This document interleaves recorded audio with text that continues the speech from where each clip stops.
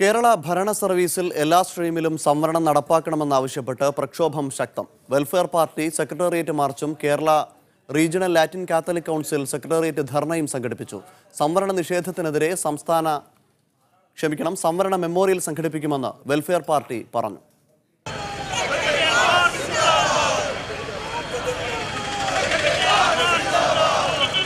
മ്യൂസിയത്തിൽ നിന്ന് ആരംഭിച്ച വെൽഫെയർ പാർട്ടിയുടെ പ്രതിഷേധ മാർച്ച് സെക്രട്ടേറിയറ്റിലെ സമരഗേറ്റ് മുന്നിൽ പോലീസ് തടഞ്ഞു. തുടർന്ന് നടന്ന സമ്മേളനം വെൽഫെയർ പാർട്ടി സംസ്ഥാന പ്രസിഡന്റ് ഹമീദ് വാണിയമ്പലം ഉദ്ഘാടനം ചെയ്തു. സംവരണ നിഷേധത്തിലൂടെ സവർണാധിപത്യത്തെ ഊട്ടിയുറപ്പിക്കാനാണ് CPM നേതൃത്വം നൽകുന്ന സർക്കാർ ശ്രമിക്കുന്നതെന്ന് ഹമീദ് വാണിയമ്പലം പറഞ്ഞു. LDF ഗവൺമെന്റ് ചാതുർവർണ്ണ വ്യവസ്ഥയെ തിരിച്ചു കൊണ്ടുവരികയാണ്. LDF ഗവൺമെന്റ് വർണ്ണാശ്രമത്തെ തിരിച്ചു കൊണ്ടുവരികയാണ്. LDF ഗവൺമെന്റ് RSSന്റെ പ്രത്യയശാസ്ത്രം വേരൂന്നി നിൽക്കുന്ന ബ്രാഹ്മണ വ്യവസ്ഥയാണ് KAS-ലൂടെ സ്ഥാപിക്കാൻ പോകുന്നത് എന്ന അപകടകരമായ കാര്യം നമ്മൾ തിരിച്ചറിയണം. മുന്നാക്ക സംവരണം നടപ്പിലാക്കാനുള്ള കേന്ദ്ര സർക്കാർ നീക്കത്തിനെതിരെ പ്രക്ഷോഭം ശക്തമാക്കുമെന്നും വെൽഫെയർ പാർട്ടി പറഞ്ഞു.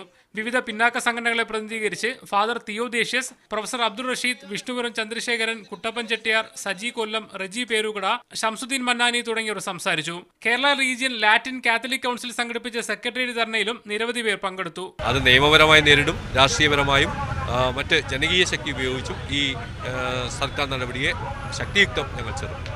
KAS-ന്റെ അന്തിമ വിജ്ഞാനം ഇറക്കുന്നത് സർക്കാർ പാർലമെന്റ് തെരഞ്ഞെടുപ്പ് വരെ മരവിപ്പിച്ചെങ്കിലും സംവരണം ഉറപ്പുവരുത്തുന്നവരെ പ്രതിഷേധത്തിൽ നിന്ന് പിന്മാറില്ലെന്ന നിലപാടിലാണ് പിന്നാക്ക സംഘടനകൾ. മീഡിയ 1 തിരുവനന്തപുരം.